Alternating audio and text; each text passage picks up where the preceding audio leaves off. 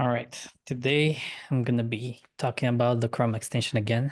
I've been focusing this past week on making it better, making some improvements and a few fixes. Um, just yesterday, we were in the product call, me and Aaron with Burge, and Burge called the extension one of the most valuable things about Storytell, and he seemed almost baffled that we're not advertising it more. He was like, "Why aren't you guys just talking more about it? It's great." Um, and I think the more we can meet users where they do their work, and a lot of them do stuff in the browser, the easier it will be for them to keep using Storytel. So it's pretty important that the Chrome extension works well and actually helps people get stuff done. There's quite a few improvements. There's not like a central theme for a feature, so I'm just gonna go through all the things that have changed in the past week. So starting on the homepage, the design of these cards is a bit different. They take up less vertical space than they used to, and now there's more options here with a link to the prompt library. So now not only can people use the predefined prompts that we define for them, there's also the prompt library where you can use the predefined prompts that they've saved.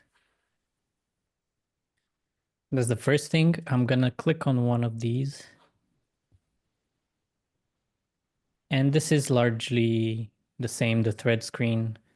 The URL you might notice is now part of the answer section where it used to be at the top when we didn't have this reasoning section before. But now a lot of models include the reasoning that they're doing. So now we put the URL here so that it's like a nice summary here of like the web page with a link to the web page. I'm gonna go back to the thread and the prompt answer. And one of the changes is also that clicking on copy answer will not copy all of the prompt response, including like reasoning and maybe other sections like to consider. Now it will just copy the answer portion. So I'll show it off in the email. I think it looks better here. So include the URL and then it will copy the answer formatted as it was in the thread. Another thing that has changed is now you're not just stuck on one thread when you go to a web page. Previously, when you used to navigate to a different page and then back to this specific page, you'd be redirected automatically to this thread that was already started with the page, and then there's no way to leave. But now there's a back button here, and going back will take you back to the home page. And from the home page, we can see you can still enter prompts again the same way, and now there's a new section that lists all the chats that you had started with this page. So now you can start multiple chats with the same page if you want to do different things maybe.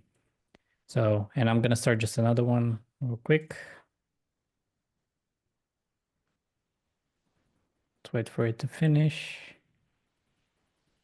I'm gonna go back and I'll just show that both of those are here so that you can access all the chats you've started. The prompt bar now is the same as the web app. We have the prompt library in here. We have the auto improve as well. And there's been a few stability bug fixes that should make the experience nicer. For example, when saving the page, I'll save it to my personal collection. It wasn't working before, but now it's actually working. It's giving you a link.